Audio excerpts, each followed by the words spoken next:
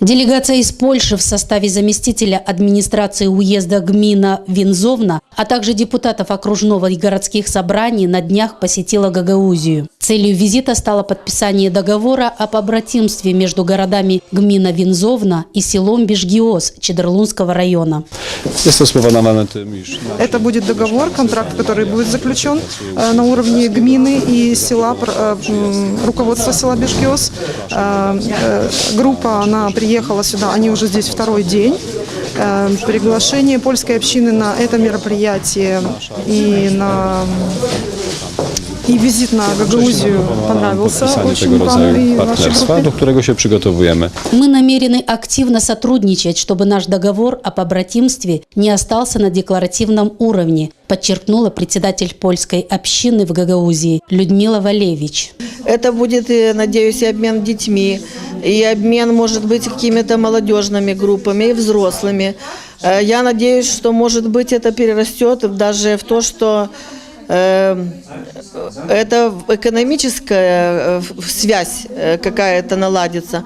Может быть, будет даже такое, что Бежгиоз может отправлять сельскохозяйственную продукцию в гмину Винзовня, виноград, эти же персики, абрикосы, то, чего в Польше нет. Польская община в Молдове сформировала культурные центры во многих городах республики. Здесь граждане Молдовы, польской и других национальностей могут ознакомиться с польской культурой, историей, традициями, а также посетить курсы по изучению польского языка. Oprócz Kiszyniowa są jeszcze Bielce, где там что она преподаватель, что они приехали сюда с разрешения как волонтер Министерства образования. И та школа, которую они начали ее в Кишиневе. С 1 по 4 класс дети учат польский язык как основной язык, и образование проводится на нем как на родном. Потом после 4-го он идет как язык, на котором дополнительное образование получает на другом, а он идет как свой родной. И после 9 класса он идет как факультатив. Она преподавателем здесь языка польского и преподает детям от 6 до 8-летнего возраста до взрослых. Ведет группы в нескольких категориях, с маленькими отдельно, со средними отдельно, со старшими отдельно.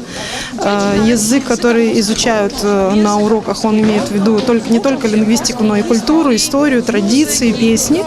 Я хожу в польский класс. Мы часто учим польский и любим на нем разговаривать. Мне очень нравится этот язык. В Гагаузии польская община работает более 8 лет. Кроме того, что здесь дети изучают польскую культуру, они еще и занимаются в танцевальном коллективе, который уже много лет успешно гастролирует не только в нашей республике, но и за рубежом.